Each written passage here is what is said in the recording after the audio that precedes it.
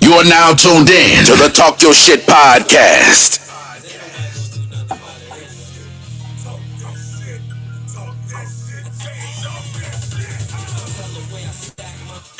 Hey yo, welcome to the Talk Your Shit podcast with two men and a pretty little lady talk a lot of shit about a lot of shit. What we don't talk about is politics and religion, but what we do is talk about people in politics and religion. Tonight we got a whole panel out with us. I am your captain of the ship. This is Jo. I got to my left, Miss Pretty Key. I got Harvey in the building. We got Latia all the way from ATL. Oh, We got ATL in the Sharice from building. down the block. we got Miss BB and Kenneth from B-More. Y'all in B-More, right? Yeah, I was up there last night. Shout Yeah, out B-More in the B-Boy. building. B-More in the building. What's happening? What's happening? B-More in the building. Better be more careful. Y'all better be more careful. Yes. So listen, we got some shit to talk about tonight, boy. But first of all, I just want everybody to kind of introduce themselves, tell us how y'all day went. We're going to start with Baltimore. Baltimore in the building. B-More. I've got a problem. I'm just Kenneth. I'm married. I'm here with my beautiful wife, naturally fit BB here in Baltimore. I had a long day. I'm dealing with a lot of folk, and I'm here with some beautiful people, and I'm hoping to close my day out on an even note with my family, my extended family. Talk Your Shit podcast. Okay, BB, you got to say, we don't want to just know you as Ken White. Naturally Fit BB, owner of Club and Cycle, an indoor cycling studio here in Baltimore. Just love health, love fitness, love people, love my family, and I'm excited to talk your shit. Yeah. Talk your shit. That's what I'm talking about. Miss Reese. Hey, I'm Reed, childhood friend of J.O. Harbo, the crew. Just came through to give my input and support. So let's see what we're going to talk about. What shit we got to talk about tonight? Right. We got some shit to talk about tonight. You know what I'm talking about? We got all that ATL talking that shit a little bit. What's up, Ted? Hi, everybody. I had a pretty good day. My tennis got on my nerves a little bit, but it's time to settle down. I'm ready to talk shit too. You ready to talk shit? What's up, Harvey? What's up, Harvey? Yeah. Tell the people about you.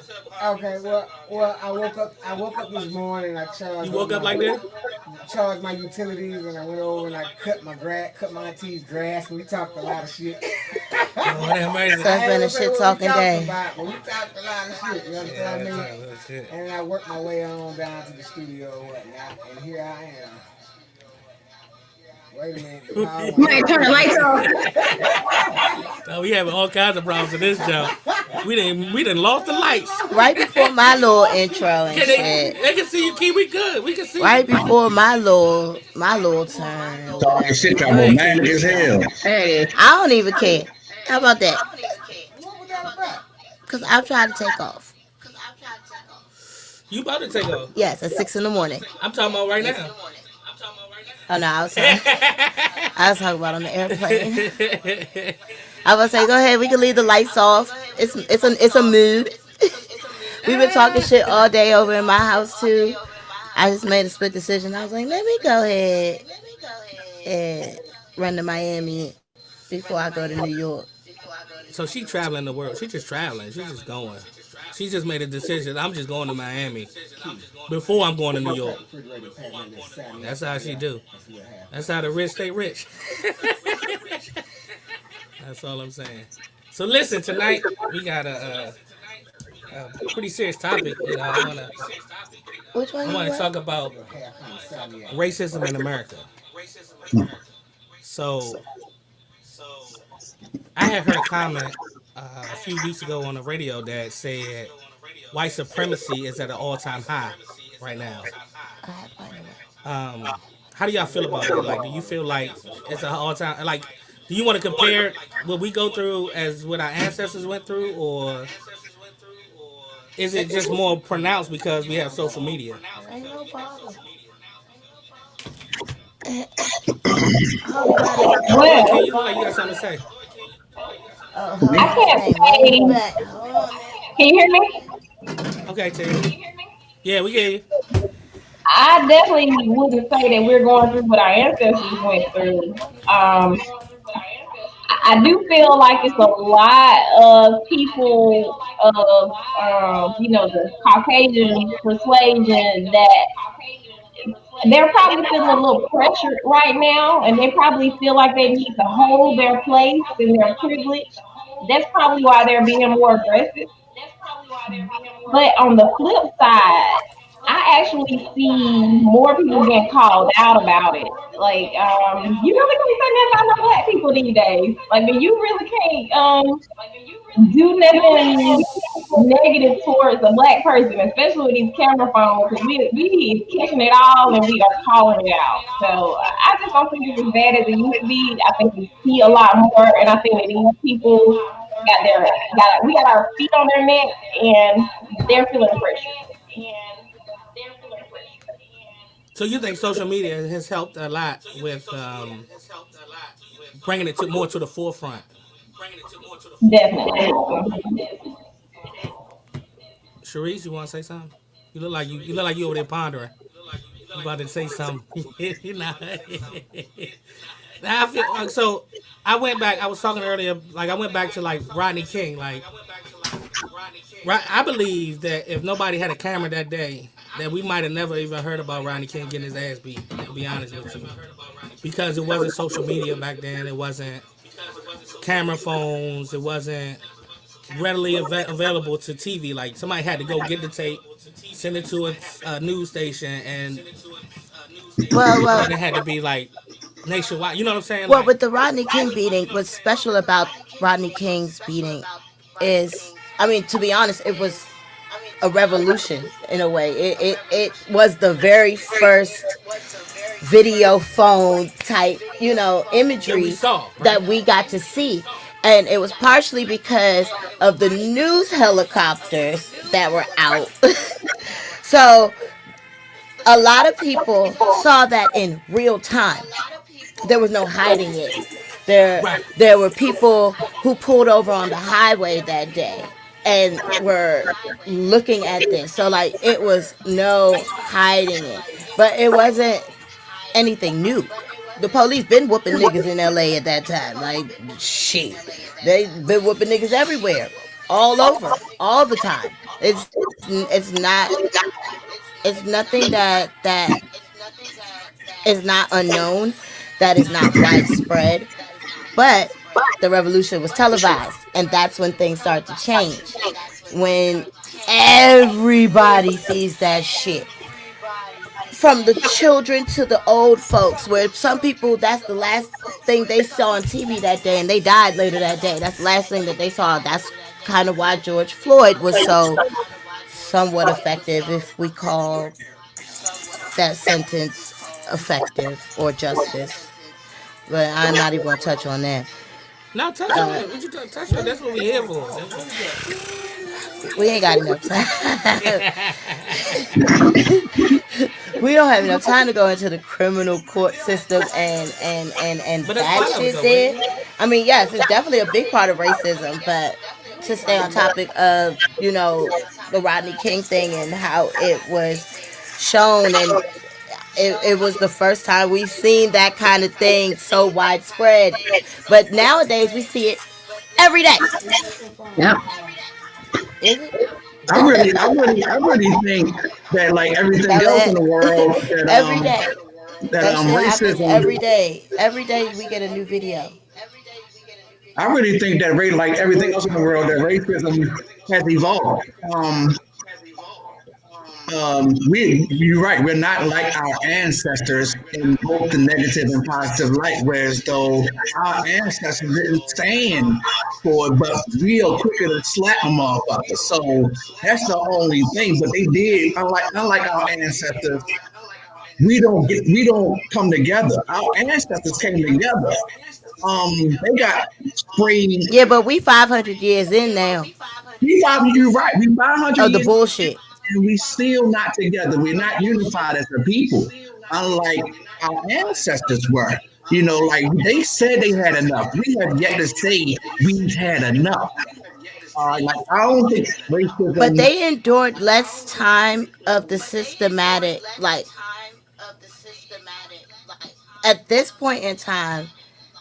I Oh, you I about to feel get into but stuff about yes, that? I Go feel ahead. like black people need to give ourselves and each other a little bit of credit. Actually, I know we Okay. still out here killing each other and killing kids, and we What? haven't come Okay, so together. But we at this point have now gone through 500 years And I of get that. systematic bullshit. I get that, but the system it's still the same system if you look at it. Like when they was It breaking is. rocks back then. It's still current. They was We breaking still not chain free. gangs. We're not free. We're not free at all. We're not free at all. Like we can't cuss a policeman out like a white person cuss a policeman out. Um, but they had chain Child, you tried gangs. it. I tried it once, got locked up. Exactly, exactly. The system was made to confine us. The laws are not made for them, honestly. Like they're getting pats on the hand for rape. Bill Cosby just got released, regardless of what. I'm not going to what they've done, but rape is rape of whoever. It's just I don't think Can that. I talk about something real quick? I'm listening. Yeah, you gotta let some other people get out and talk The their shit. other day on the news, like 2, 3 days ago, they passed some law where they're gonna change the name of some fish. The fish is called an Asian monkfish, and they're gonna take the word Asian out the name of the fish. And listening to what you just said, like it strikes me because they're gonna change the laws for a fish, Right. but we still 5'8". Yeah, yeah, exactly. on I a mean, person. let's take. I mean, I'm glad you said Asian because they had 1 year of hatred, and they made a whole law for them. 1 fucking year, and they made a whole stop Dog, Asian hate hashtag this commercial dog. and everything. One person got harassed a little bit and then made it national news, and National news. now it's a whole fucking law. It's a We've whole been lot. going through this shit for however long, and we still gotta get shit passed. They still ain't. What is the anti-lynching law or something like that? We still trying to get that shit done. Time out, time out. Uh Let me oh. say something. Uh oh. Sharice and Latia has the same look on their face. Can y'all please share how y'all both are generating that same look? Like what's going on? What are y'all thinking about? Because the other co-hosts are talking. I want to hear what y'all think.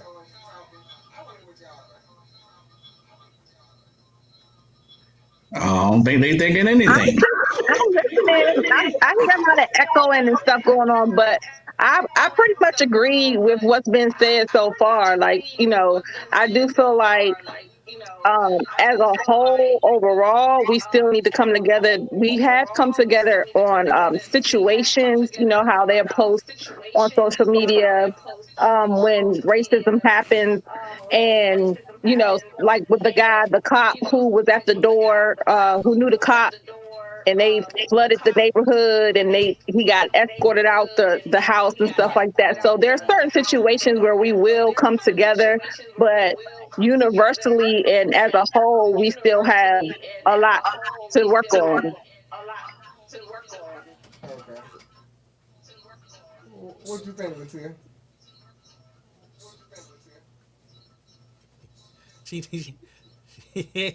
So I agree with that. Like so Ken just said about the coming together, right? So I feel like in this day and age we don't have the leaders to unite the people. Like we had Martin Luther King back, but we don't.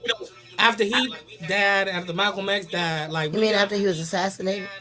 After he yeah. was I'm sorry. killed. After they were After murdered. they were After killed. they was After murdered. they was killed. Right after they was murdered, we don't have the people like we have people talking. We have people like on the radio talking and doing all this other shit, but then we ain't got the people that behind the scenes collecting the people, having us march, having us do the shit. You know what I'm saying? We had the Black Lives Matter march, and that was great. That was awesome. But how long did it take us to get to the Black Lives Matter march when there was so many people shot, unarmed, and killed by police and all this stuff? And it took the tape of George Floyd for us to unite for a little bit, and we got a little something, and we got comfortable, and then that was it. And I feel like that's a lack of leadership as far as our people are concerned. Like, Well, they like to kill our leaders. well, Yeah. that's true too, That's a lot to take on. and it's a lot to take on. But that's what I'm saying. But we don't have those people, those type of people that say, I'm ride or die for this cause, right? All right, so let me jump out here. I want to pose this question to everybody. I want everybody to give me their 2 cents on it. This is a question I pose to a plethora of different people, right? And it's about self-examination in general. Us being inside of America, we know the history of America. We know what we've been taught, and we know what we've experienced. But if you could go throughout time and you had an option of picking which lives would you rather, if you could live a life outside of your life, as in a leader's life, would you rather live in a time and live a life example of Martin Luther King and Malcolm X, or Harriet Tubman and Frederick Douglass? Now, those are 2 different centuries apart, roughly about the same time, but they had 2 different life experiences. Harriet Tubman and Frederick Douglass were born into slavery, educated themselves, and ran for their freedom, and then went back to abolition for others. Whereas in Martin Luther King and Malcolm X spoke to people, got people to come together, and were assassinated. Yeah, and they label people, right?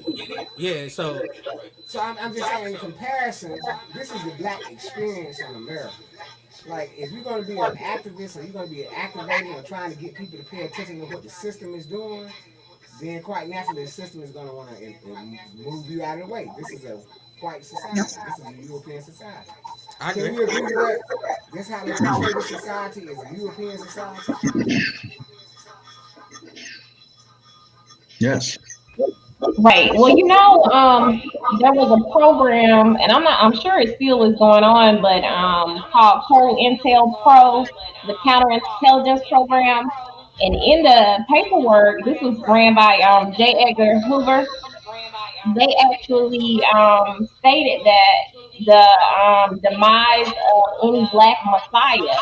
So what they meant was anybody that could lead the people, they wanted to eradicate them. Like anybody that could arise out of the people and actually have them come together and listen and actually take action. Right. They went for that. That is government. They definitely don't want to see that kind of uprise, and they'll do that with any group of people. But this was specifically about black people. So Malcolm X, MLK, they gonna take them all out. I'm sorry, guys, I gotta take the phone call. Right. It just sometimes It's not only black people. They'll kill white people trying to advocate for black people. Right. They'll Yeah. kill anybody who gets in the way. It doesn't matter what color, how rich, how poor.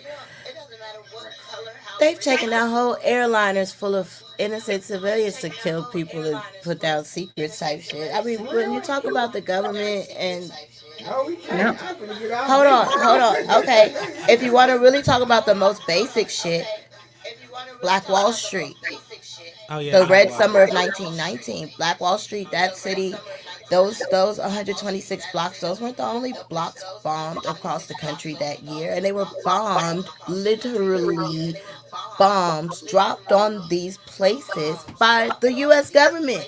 But so to answer, it was the National Guard and the local people that were doing it. But That's the insert government. The entry is that none of the insurance claims were honored.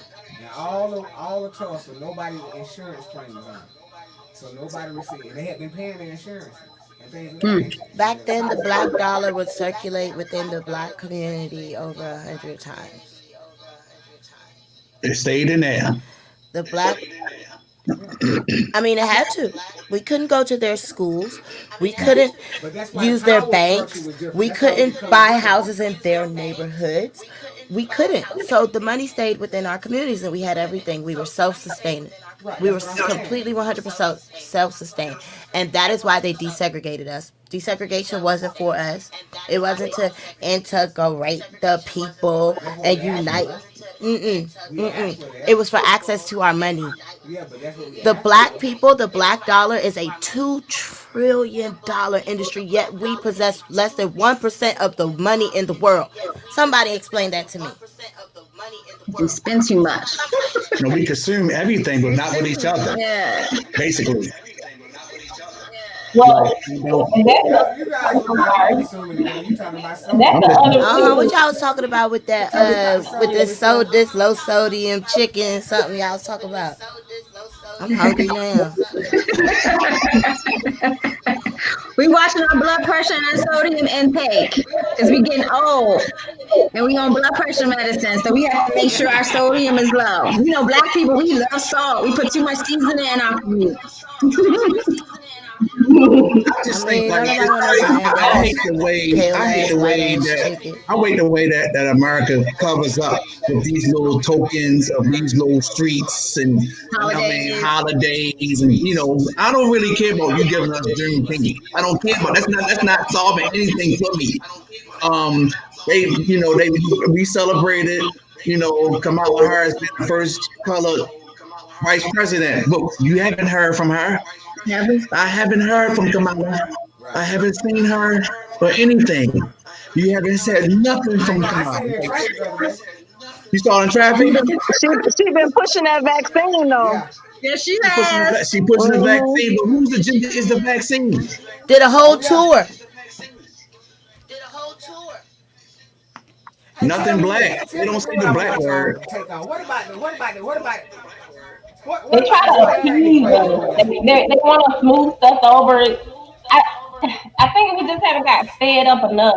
Like when we were talking about what our ancestors went through, Yeah. it was way worse than what we were going Way through. So worse. they got fed up. And so they wanted to, now it's mental slavery.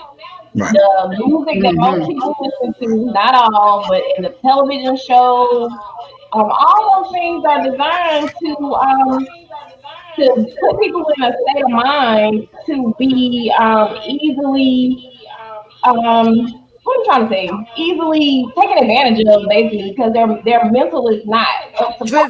Driven. I get it. Yes.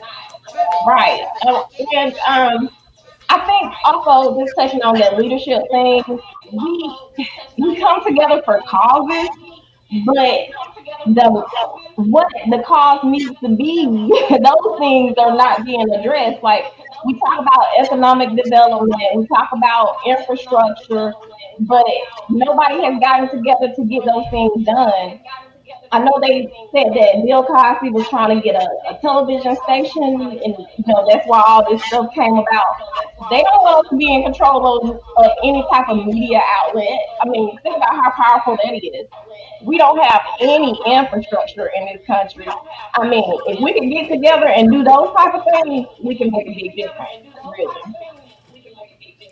But the last time we had those things, they destroyed it. And every time we try to build it, they destroy it.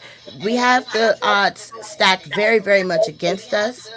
I often wonder, how do you get above that? When they already have us held back so much.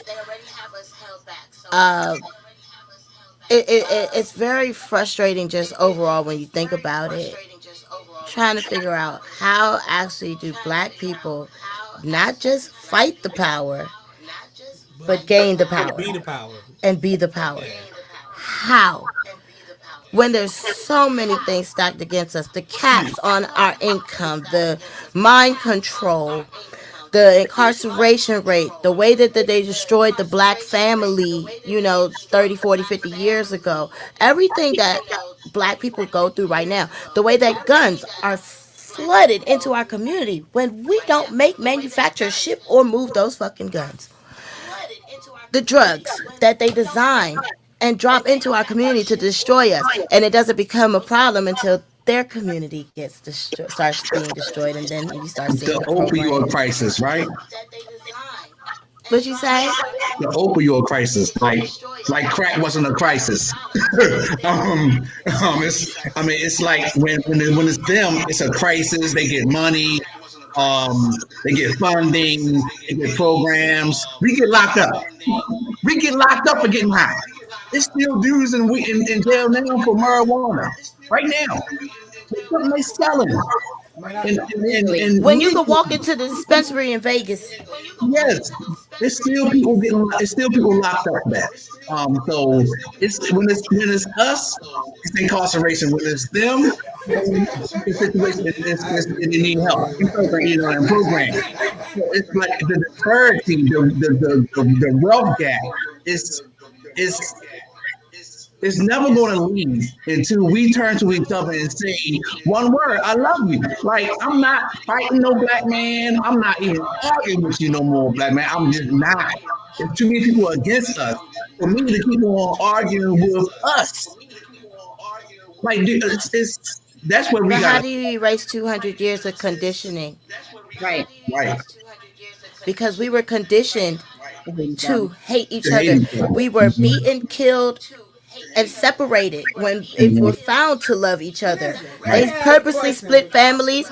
They separated us from our native tongues, our cultures, our religions, and it continued systematically. I mean, up until this day, right? So they found a way to break down all the basics, all the pieces of the foundation of our people, right? Do you think that we could even start to love on each other without repercussions? Of course not. Nah. But we got to try. this is a kerfuffle. I want to jump out here and I want to say this because I'm perplexed. All of this, that's kind of codifying being a victim, kind of. If you say that they done all of this to me, but what actually was done to you, and then I put that in juxtaposed and say, well, I'm going to Miami today, New York tomorrow, it doesn't mesh well. Like, that doesn't sound like a defeated person is suffering from all of that. Well, The well, percentage of successful black people is much smaller than the percentage of white people. white people and destitute black people. But I'm talking about the way you present the pain, the way you saying all But this see, pain and anguish. Well, what I yeah, but mean, okay, my real quick. family's Caribbean, so I was born and raised very cultured, very differently, and shit. Here in good old US of A, I used to get my ass whooped as a kid for being well traveled and educated and cultured by the black people whose family and generations and generations and generations have been conditioned to think and be a certain way. So Was what I'm it saying crabs in a is barrel? all the blame not really on, oh, black people just need to rise up, because it says it's I just posed the question. Do you even think we could begin to love on each other and unite and rise up and do well for ourselves without repercussions? You don't Now, think they wouldn't drop bombs on yeah, us they would. again or poison us? They poisoned whole Flint, Michigan. You think they would not do something in some kind of way to retaliate if black people as a whole just woke up tomorrow and got their shit together, and we start uniting and we stop killing each other and we get our credit together and we play by their rules and all that, and we unite and we build communities and we build 17 more Black Wall Streets and we buy whole communities and we get our shit together? You don't think we not Oh, they're gonna gonna try have everything to stop us. Oh, they scared of that. They're gonna try everything to stop us. It, That's why. this is what I think.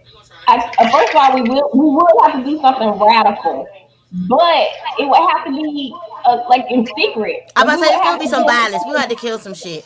Oh yeah, just like we would have to be armed and ready, and it would have to be everybody. Like we would have to be training our women and children as Wakanda. well to be prepared. But I think the building up of it will have to be inspired. And how hard is that? It's one quiet move I think we as black people can do that we are not willing to do. The Montgomery bus boycott. If we just keep our dollar for just one day,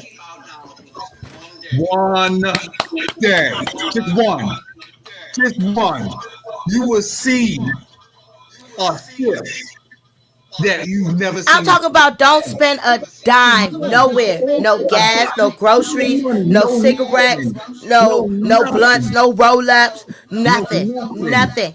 Even if you buy it in a black store, the tax still goes to the state. Yeah. So I mean nothing. Nothing. That will be the loudest move we can make. That will be the What you loudest gonna do with move. that dollar that we don't You're going to spend? keep Because it. It dollars ain't is hurting you to keep a dollar. It ain't hurting you to keep $1. right. It It ain't ain't hurting hurting. you to Helping keep you a to keep dollar. your What dollars. is going No, on we today? said don't spend Don't not spend a that dollar. dollar, not a penny, not a red cent. Oh, If without a spend every dollar. person Yeah. of Exactly. color in America on the same day decided not to spend For a one day, single dime in this country, it can you will imagine? cripple. You know how much I'm in the fucking gas billions of industry. I dollars? see it. It will cripple this economy. They depend on us to spend our money. We consume the most in the world. On this conversation. And you're right because that stimulus came out and guess what we did? We went out and bought shit. We went out and did That's why shit they with it, called it a whatever. stimulus. That's why It wasn't a stipend, they it was a wanted It wasn't stimulus for because to they us. knew stimulate the economy for us Right. to, It they wasn't gave us for exactly. money us. for us to give right back Back to to them. them. It's in the Yeah. It paperwork. wasn't for That's us. why it's a stimulus. We took the They was money like, and well, spread it we to. that's too much money to be giving out, but they got it right back. They They got it got it right right back. They back. did You that know on what money purpose. is meant to do? You spend. Put it like this: that $1,400 test your black hands. How many white hands did you put that $1,400 in? Right. Whether you split it up into $200 a piece, it went to 7 white hands. Come on, So like basically, this y'all one saying we don't have thing. a black community, basically. Latia, earlier you said something about training our women. I don't even know how many people are so unaware But they need to be of trained. how much training is going on in white America right now. Yes. They are training their children how to shoot. They all getting gun licenses. They buying up all the bullets. They buying up all the guns. It's been going on for about a year or two now, but now it's like in overdrive. Yeah, yeah. Hey, what? And it's just crazy to me if every black person who outside in the hood beefing with each other would turn their guns in the right direction when the revolution came. See, I don't agree with that. Jill Scott Heron said the revolution will not be televised, and I believe that. That's my philosophy. Oh, but it will. If In the this day and revolution age, is it is being, strong enough, it's being televised. if it's all strong now. enough, it's gonna be televised. It's being Oh, are you televised all now telling me because of there was? technology. There's satellites that can zoom in and see shit going on right the hell now above your heads. You got cameras on every corner. You got cameras in every pocket. Every Yep. pocket. Oh, I mean, Little people got literally less than how much percent of people don't have a cell phone. But what he meant by that was the revolution The happens 5-year-olds got cell inside phones. of your mind. It doesn't happen on the battlefield. Because actually, in order for you to go up against an economy, you have to have an economy of your own, and you don't. Older people don't fight the same way as young people fight. The vigor that you're talking about, yes, you have that vigor, but in my presence, Oh, I ain't about to be on the front line. That's why I said I hope them little young niggas that's out here shooting and gang all day long, they need to go turn them guns in the right direction. Like, what is this we collectively talking about? Because black people don't blend that well. But that's what he But said. that's because we were taught not to. But I mean, that's in general society. Most society, everybody is cohesive. Most She. well, white people Them Jewish people cohesive. well, white people. Yeah, but at such a Yeah, low no, you're rate, right. like You're right. But they have different culture. They have like closeness within families and traditions and things like that. Black people, African American people are literally the only people in the world who don't have like their own culture Yeah. or like traditions outside of slave culture until you date back to their ancestors in Africa. But there's a major severance there. This is my OI Guru moment. I feel it coming on. Oh God, okay, y'all. Uhu Guru is about to enter the room, y'all. Do y'all know who Uhu The Guru family is? has been destabilized. The woman does not want to stay in the house. She wants to go to the Uh-oh. office in Miami. Uh-oh, you just start some shit. Stay in the house. I don't have Talk any some shit children, now.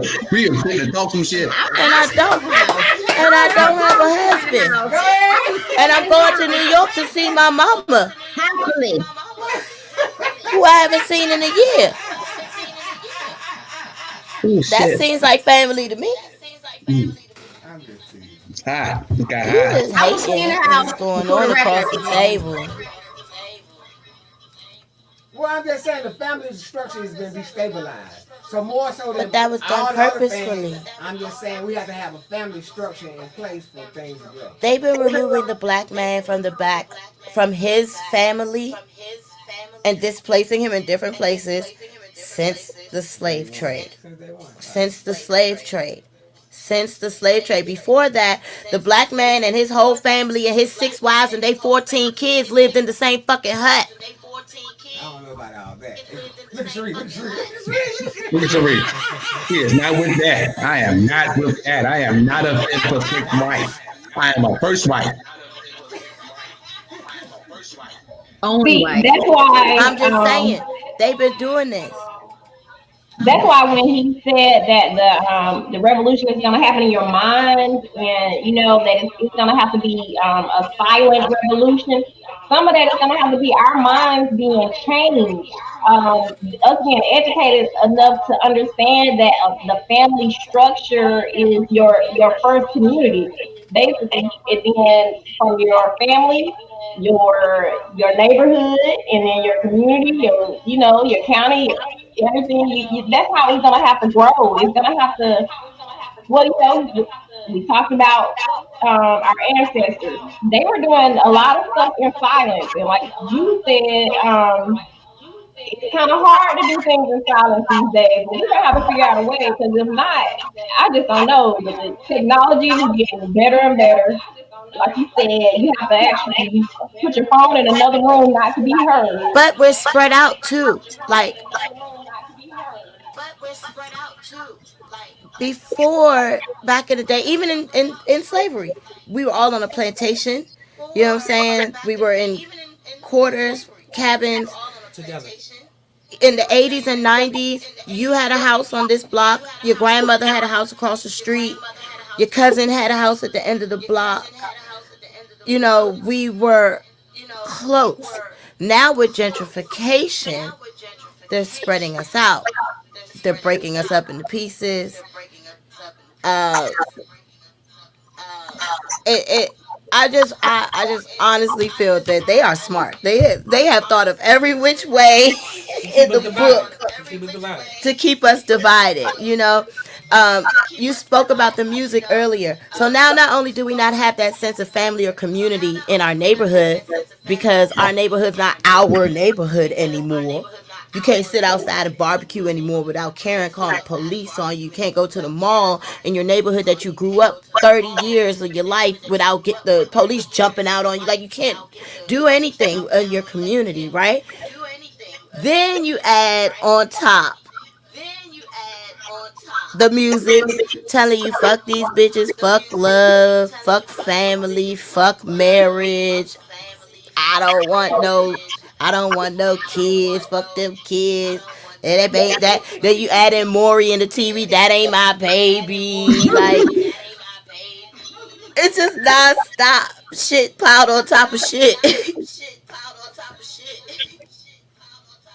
Y'all think so, Harvey? What You is think what is the solution? What's All that stuff I thought was smoking mirror. When you brought it forward, I had to say, you got it. There all has to part be of a the solution. agenda? Ain't nothing right about porn. Well, Judge Lynn Toler on divorce court says that black people live in a disassembled society, so we don't even know how to keep our family structure together. Like a lot of kids are being born and raised without even understanding what a family structure should look like. So they having kids, so nobody knows what a family structure should look like. So we have a disassembled society that we're dealing with and that we're fighting against. And what's the solution to that? Because a lot of kids are being raised in houses without their dads. They're being raised to hate the black man because their mom is teaching them to hate the black man because he's teaching them to hate his daddy because she hates his daddy. So it's like, how do we fight that? You know what I mean? It's intentional that we are a disassembled society, but And then he ends up hating her too. yep. So it's like it's being taught from birth for a lot of our children today to hate their dad or to hate black men.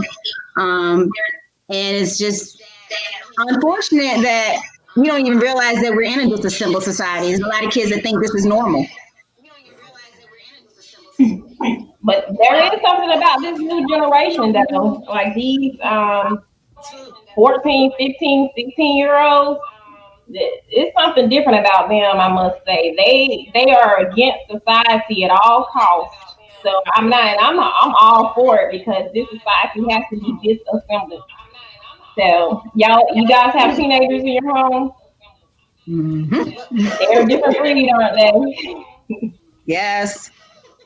So they may be the revolution. Little motherfuckers. What do they call it? Generation B or something? Is it Generations B? We on B now? Yeah, it's Generation B. Generation Zanny. They Generation Zanny. They little Zanny babies. But they don't care about life. They don't, not only do they care, they not care about what, they'll clap back in a minute, but they clapping back on each other too. It's just like they'll take each other's lives in a heartbeat. Yeah. They don't care. That's what they've been taught. Well, you know what it is? I think that they're it's kind of like the Borg from Star Trek. They're kind of so. I think we're gonna have to burn it down. I don't know how, but this system has got to be dismantled some way. I don't know the solution. I really don't. Like she said, I mean, we can't even meet in private without. I'm sure still keywords. We can't even talk about this type of stuff. Even we're talking right now, I'm sure somebody is on to it.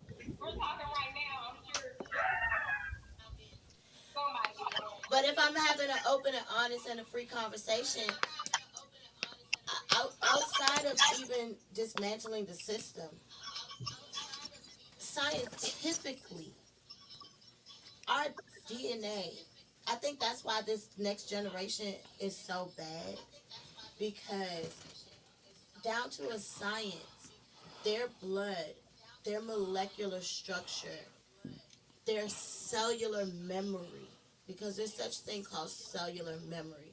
So down to the molecules in your system, your blood carries, in a way, the memories of everybody in your bloodline before you. So if we look at a timeline and look at the thousands of years that is accumulated in their blood now, these babies tired. These babies don't give a fuck. They have accumulated so much pain as a we, and as our parents have, and our parents' parents, because it's passed down in your blood. It is just like muscle memory. When you work out and you get muscle memory, your blood cells carry memory. So a lot of our people, most of our people are suffering, and they need to be healed. So even if we dismantle the system, we still got to figure a way to heal the trauma, the post-traumatic stress disorder that our people go through. How do we do that? Therapy. Well, that's gonna be difficult. I think a lot of therapy. Therapy. Yeah. You know, they go sit on the couch weekly. Enlightenment, education.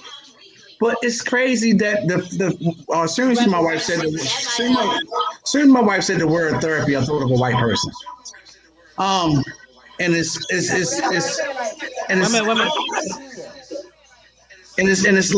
like they went at the 70s, baby.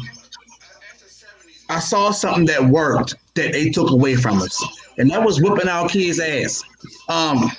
It's a conversation that has to be had. Everybody on here had our ass whipped, and that shit worked. I'm quite sure Barack Obama had his ass whipped. All right, we didn't start whooping ass. They started whooping the ass, but they started saying that we used it and it worked. So what they do, they created 311. Call the police on your parents. We're going to stop them from whooping your ass. Do another way to separate the family. A lot of successful people, they wanted to whoop our ass, but we couldn't whoop our own ass. It was illegal for us to whoop our own ass. All right, because like, I mean, nobody, we fit the belt. Like your parents whoop my ass, my parents go whoop my ass. Nobody wanted to go through that, so we stopped doing what we supposed that anything that got us an ass, we stopped it. All right, so now it's like it's trauma. Like I ain't never heard the word of trauma in the 70s, and a lot of ass was going on in the 70s. Let me tell you something, man. I got my ass whooped one time by my father, and that's all it took. Like he whooped my ass. Yeah. And it wasn't like he. I didn't think it was a big deal. I guess you know what I'm saying, because it was a progress report, right? Mm-hmm. And he whooped my ass because I lied to him. At that point in my life, I told myself I wasn't gonna do that shit no more, because I ain't get no ass whooping like that. I'm not gonna get no ass whooping like that no more. Like that nigga beat my ass, right? And then he go. A lesson learned in blood is a lesson. That's what I'm saying. And then he go say, listen, years later, like 2 years ago, I lie to you not. This is a text I got from my father. He said, I ain't beat y'all, did I? I said, no, you didn't, because you hit me one fucking time. And I remember that shit, and you ain't have to do that shit no more. No more. No. Because, I mean, you know what I'm saying? Like you said, like we whoop ass, right? Yeah. And Sharice them at my father's stuff. You saw that light-skinned nigga, he mean. The nigga look mean. Imagine being 9 years old, getting your ass whooped. He caught me in the bathroom, dog. He caught me in the bathroom. You can't go no fucking where in the bathroom. He came in that bitch, closed the door, and was like, yeah, you lied to me. Commenced to whoop. I'm in the tub. I'm jumping around the toilet. Nigga, you talk about an athlete that day? I was on top of the sink, my nigga. Like, I was on top of the sink. Like, okay. He beat the shit out of me. Guess what? He had to beat the shit out of me no more. You can ask Sharice. We was in the house. When he whistled, my sister, when he whistled, he could hear him across the park. He whistled. We had to have our ass in the house in 5 minutes. Or we either wasn't going to have no house to come into, or we weren't going to have no ass to sit on. One or the other. And this is high school. Yeah, that little light-skinned nigga, he was real. It wasn't a joke. It wasn't no joke. So, he didn't have to whip my ass. But see, they don't go through that shit now. Because they first thing they say is, I'm going to call somebody. Well, guess what? You call somebody, and then you can't even do that. You can't even be like, well, okay, for real. Oh yeah, well, go live with them motherfuckers. As soon as you put a kid out, everybody on your ass now. You know what I'm saying? Everybody on your ass.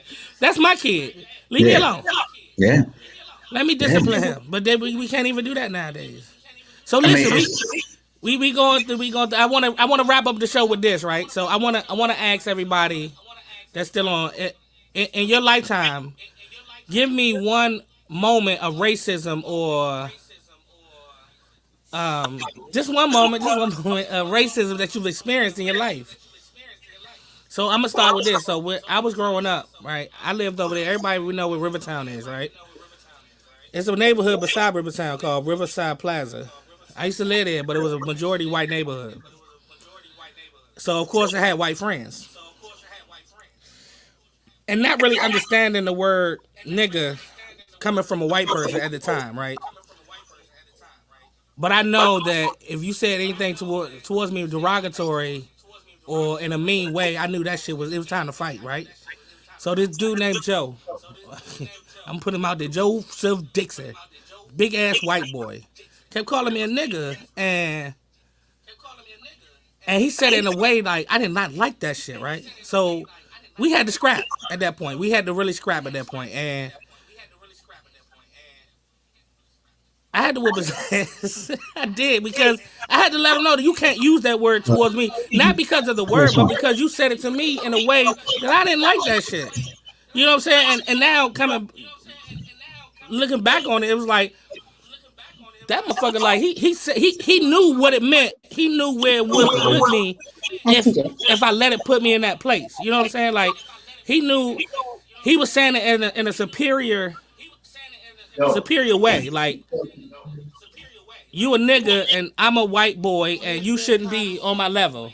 You know what I'm saying? So I had to let him know that it wasn't going to be like that. That was my first experience in like, or in my mind, that's the first time that I really experienced the racism and the what am I trying to say? The way they talk to us as far as like our ancestors and shit like that. That's the way like he just said nigga like, and he said it over and over again like it was nothing to him. And then my mother had to explain when she explained that his grandfather, whoever, they was racist. They knew, they knew who they was or whatever, you know what I'm saying? The way he used it, it was not, and she explained to me in a deeper format as to why this white man shouldn't be calling me a nigga. You know what I'm saying? So I think so. but I did it because he said it in anger. Not because he used the word nigga, you know what I'm saying? Like, but I had to realize that he shouldn't even be using that fucking word towards me at all. So, that was my first real experience in that whole thing. And yeah, he was a big white boy, and I was like, fuck that. You gonna have this respect right now. I'm gonna earn my respect right now. And I did. And it just turned out that at that point after that he didn't use that word no more, not towards me anyway. I'm sure he used it, but not towards me.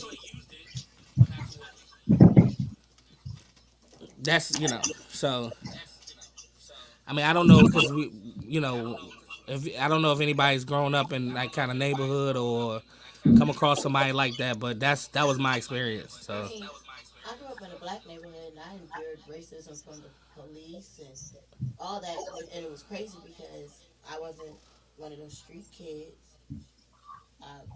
I'm the daughter of an engineer, and I don't know. I've had so many different racist experiences, from the white police driving his car up on the sidewalk at me when I was 17 for jaywalking because I didn't want to cross in front of the penthouse. Type shit, to jump out surrounding my car because I'm driving a Lexus, little black girl driving a Lexus, always a problem. But I think my most memorable? significant, Okay. not memorable because I remember a lot of them. Okay, most significant. But the That's most good. significant incident, I was 18, I was in Georgia. As a freshman in college, I was by myself. What part of Georgia? Yeah, that's important. A little ass town called Statesboro, Georgia. Statesboro, Georgia is about 30 minutes west of Savannah. Okay. It's 2.5 hours from Atlanta, yep. Mm-hmm. It's a little college town. The whole town revolved around this little college. And the college itself had like a good mix of blacks, whites, little Asian here and there. But, majority it was a white place. Except till you crossed the railroad tracks by MLK Avenue, and it was surprisingly a ghetto back then. All right, well, yeah. In the most rural little Georgia town you could find. So it was crazy. But I was at the gas station in Walmart. You know how Walmart is down south. It's the mega super duper Walmart. You get everything. Mm-hmm. And I was at the gas pump, and I don't remember how the altercation started, but all I remember was this white dude in a big ass pickup pulled up at the pump on the other side of me, and I just kept hearing nigga bitch, nigga bitch, nigga bitch, nigga bitch, and I'm the only nigga bitch out there. Oh, you are? Okay. Put a trash bag in the trash can for me. In the morning, and I'm putting gas in my little Lexus. Nigga bitch this and nigga bitch that, and finally I just lost it. Something just snapped off inside of me, and I was like, I got your nigga bitch right here. And I said, call me one more nigga bitch. Call me one more nigga bitch. And he was pumping the gas in his car. So I snatched the pump out the tank, and I started swinging it around like a lasso, literally spewing gas all over him, his car, the ground, and everything. And I pulled a lighter out of my pocket, and I said, "Go ahead, call me one more nigga, bitch. I will light all this shit." Oh, so you were the crazy girl. Right? I lost it. I swear to God, I snapped the fuck off. I snapped. He's like, oh shit. I never even knew I was capable of snapping in. Again, but you know but it makes you do that. I was a proper little prissy primper little girl. girl, two brothers on minding the my side, business. and he look at you and you look at him like, what's wrong with And see, at first when I first heard the first two nigga bitches, I wasn't sure he was talking about me, but then we made like eye contact between the little pump and the little pole. You know how the gas station be. We made a little piece of eye contact. He said it again. And I'm like, and I looked around and there's nobody else at the fucking gas station but me and this motherfucking white bitch. So I got your nigga. You talk all this nigga bitch, but you on the mind you, he was on the other side. He was standing on the far side of his vehicle, and I was standing by the pump. So it's just the first thing that came to me was to grab something in my hand. Y'all know how we do. We need a little weapon or something. You know, I grab that jump and I start swinging it. I'm gonna bust out all his windows and everything. Bust the Spewing windows out gasoline and on this motherfucker on fire. Call me another nigga bitch. He got in his car and he pulled off. Of course he did. Of course he did. Of course he did. Anybody else, Reese? You had something go down? What do you think? No? Okay. What about you, Kim, BB? I had a I got one. You got one? Go first. It's probably gonna be longer in No, mine. go ahead. Yeah. Go. I didn't never think you experienced racism. Oh, what? Well, Okay, I have two instances. Really? Yeah, one when I was a kid, one when I was an adult. So when I was a kid, we had two streets in our neighborhood, and there was a little girl named Jenny who used to come on our street to play with us. So one day we went to her house to play. That's what we called it, was little, to play. And then we were sitting on the couch, and I think my mom had went to the store, so we were so-called staying there to be babysat until my mom came back from the store. So her brother came downstairs. He was like, why you got these niggas in here? Why you got these niggers in here? And she was like, why are you calling them that? They're my neighbor, they're my neighbors, they're my friends. No, I don't like niggers in the house. Get these niggers out the house, talking about me and my sister. And we were probably like 11 or 10. So at the time, I didn't say anything because we were like being babysat at their house, and her brother's calling us niggers, and our mother, so I never said anything about that, but that was when I was a kid. And then when I was an adult, we had a news story for our cycling studio that aired. And at the beginning of the story, they were like, the cycling studio is owned by two Black women. This minority-owned small business owned by two Black women. So somebody called and said, hello, I'm white, and me and my friend are white, and we own a white studio for white people, and just hung up. And that happened like within the last year. And so I was just like, wow, like, it's reality, it's still here, it's not going anywhere. And now the fact that we have our cell phone cameras, now a lot of people who didn't believe us before, now they believe us. And it's a shame that we need proof of the stories that we're telling. You know what I mean? Because before, people would never believe us. Now that we can show people, a lot of people who didn't. Right. Now that we even have proof, George Floyd, we got proof, you know what I mean? It's still like, that still ain't good enough, Your life still isn't worth anything. Well, the one time I experienced racism, so I'm not going to say the one time that was significant to me, I was, how can I say this? Incarcerated. I was in jail. I was in prison. I was leaving. It was my last day in prison. And, when you leave, you want to say your goodbyes to everybody. So I'm going around saying all my goodbyes to all my dudes, both Baltimore, DC, whatever. And so on the way out, it was 5 white SEALs. I'm up Hagerstown. I don't know if y'all know, the Ku Klux Klan originated up in the mountains of Maryland. So I'm dealing with their grandson. They said we had a wet telephone book. We will whoop your ass. I'm like, for what? Because you holding us up. You causing a lot of time. So I'm saying, okay. So they took 5 dudes. I'm only 140 pounds at the time. They took me to the captain's office. They took me everywhere. They tried to find a dark place to really whoop my ass, but they couldn't because the bus was waiting. They had to get me to the bus. So on the way out, getting on the bus, he just simply said, nigga, you'll be back. And I proved him wrong. I never came back. So that was significant to me. Wasn't really a lot of violence, but this being called a nigga on my way out to freedom, quote unquote. was enough significance that I never came back. So yeah, that's my significant. I ain't a nigga no more. Which about you say you got something, Harvey? So Harvey, go ahead. Yeah, go ahead and wrap us up with your story. Okay, I have a story, but I want to say this because you referenced George Floyd again, and this is something I saw on the bus maybe yesterday or day before, cutting through the city the way I cut through. I saw a police. It was at the police station, kind of. It was the emblem of the police badge, and it said no weapons, no guns, and it had an emblem of George Floyd on this thing, and I'm like, that just don't feel right. You know what I'm saying? Because the police are the people that killed George Floyd. You understand? Mm-hmm.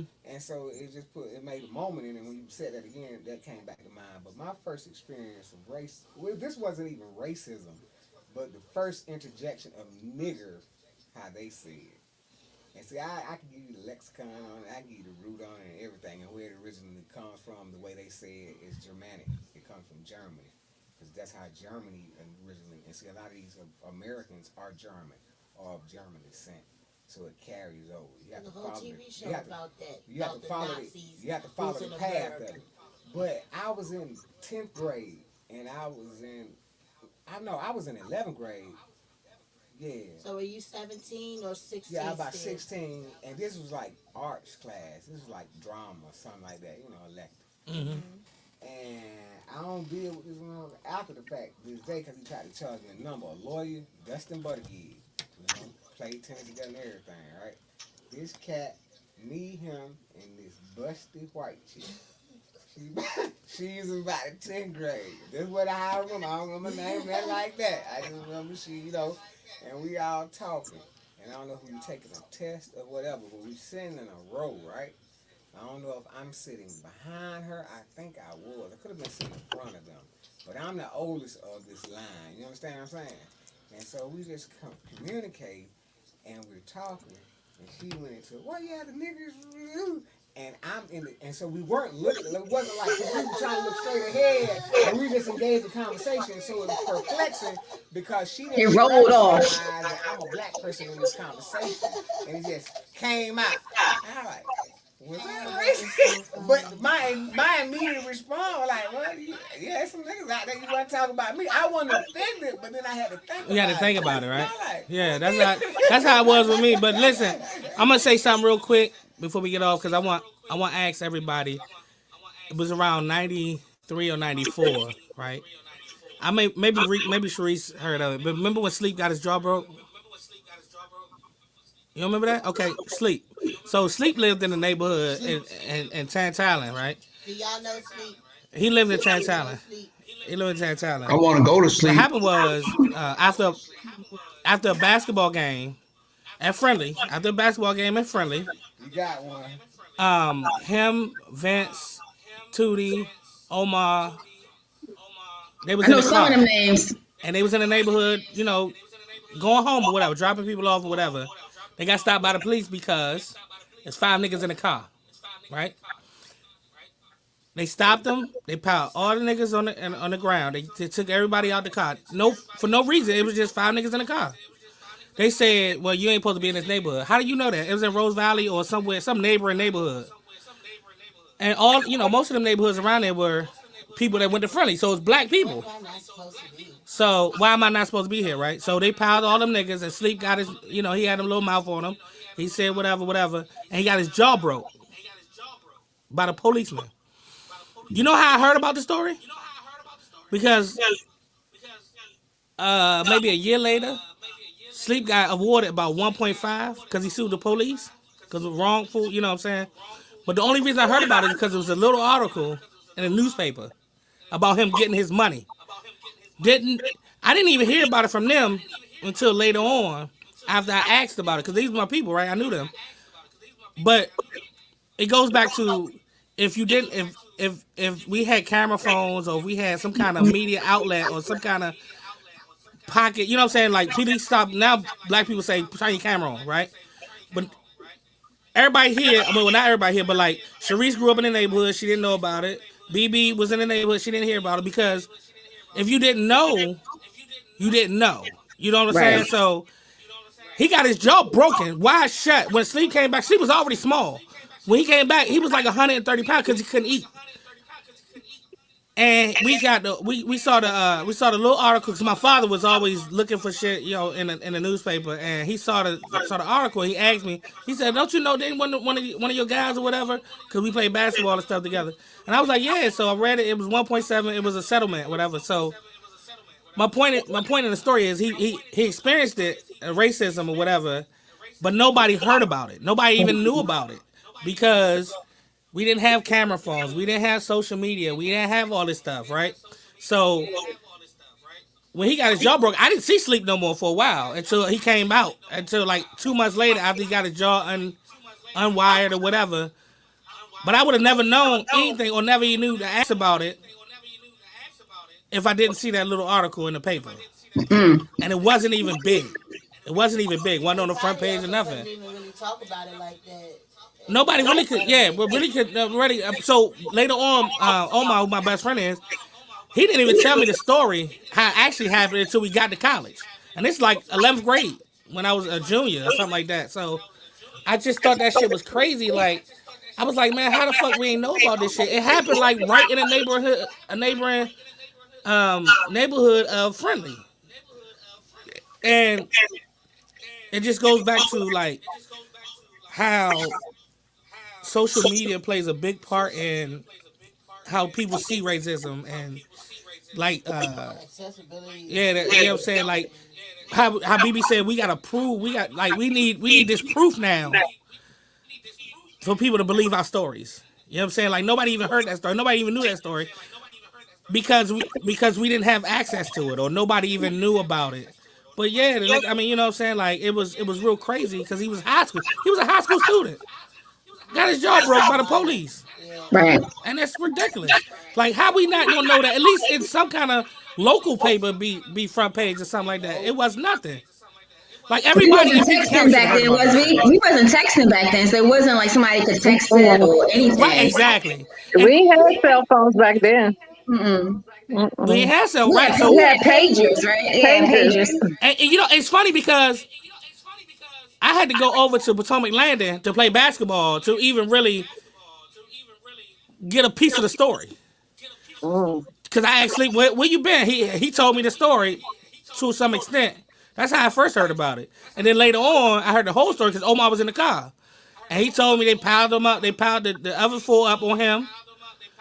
The other four on him. And Sleep was talking and they broke his jaw.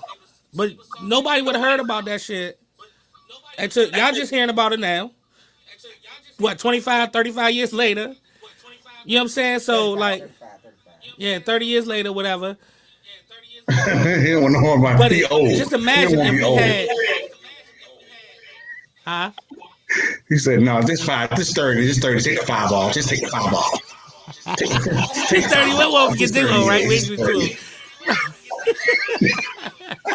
But that's what happened, right? You know what I'm saying? And nobody really know a lot about this shit because it just wasn't televised or you know what I'm saying? So, but what's even more traumatic is now that we have the phones and we can get the video and to get the proof, they still don't believe us.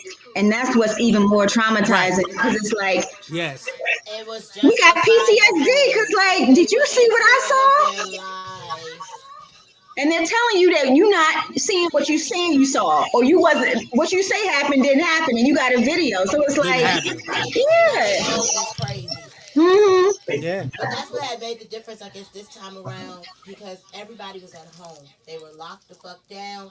They were already angry. They were mad, and they were home. So everybody saw it. And now you got these white people trying to explain to their little children, Mommy, why is the police kneeling on that man's neck like that? Why did I just watch somebody die? On the joint, yeah. And it's being played over and over and over again. Why did I just watch somebody die to the police that looks like me, that I identified with? Why is somebody dying now? You know, so this was different because you got everybody was home. They ain't had nothing else to do but go protest. right. So everybody saw it. And they were mad. And they were already mad. So yeah, that's all I got to say about it. We can go on about races forever, you know. Right. before we log off, Dave? I was just gonna say about what's going on with the lynching, whereas it used to be localized. When you do it on camera, it's politicized and it's publicized, and it has the same time the type of trauma you're talking about. It has that trauma after the community, and it has You put 'em up. Freezer. So it propagates that same emotion that they get from it. And it still also helps them. It still helps their It reinforces cause because it keeps us conditioned to stay quiet, keep your ass quiet, keep your ass quiet. It's still a conditioning. Yeah. How I see it is them manipulating us. They're making us numb to it. This is now the norm. This is now the norm. Yeah. It is now normal for you to expect if you see those police lights behind you that you might damn well die. That's the norm. And that's crazy. You know, it's, and just that you saying that is crazy because those are people that are supposed to be protecting and serving, even us. Not for us. They That supposed to protect be. and serve They wasn't for supposed us. to be. They The supposed to police be. was formed by the Ku Klux Klan. I understand, but what it is they're supposed to. That's what it is. Protect and serve. They're supposed to be protecting and Again, serving. another mental. But I know one thing: when I see a police car in the area, I get the fuck because I don't want to be We'll the. ride through Morningside. I don't want to be the next victim, and let's be honest with you. That's what I think about. I tell my son. My son's a driver now. I tell my sons like, y'all got to be careful out here in these streets, man. You know what I'm saying? But Keep your eyes open. so basically, you know what I'm saying? I appreciate everybody for coming and tuning in and coming through. BB, your husband, Kim, I appreciate y'all. Thank you very much. You're welcome. Reese, He I went to bed. appreciate you coming through. You're welcome. Yeah, he would've- Good seeing That's you. fine. Latia, she had to clock out a little bit early, but I appreciate her coming through. And thank you for coming through. You are now tuned in to the Talk Your Shit podcast. And we are out. Listen, we will be recording the show in another couple of weeks. Y'all listen in. Making sure the message of today is we should really be further along than we are. And we out. Appreciate y'all. Thank you. Good night. Bye. Bye.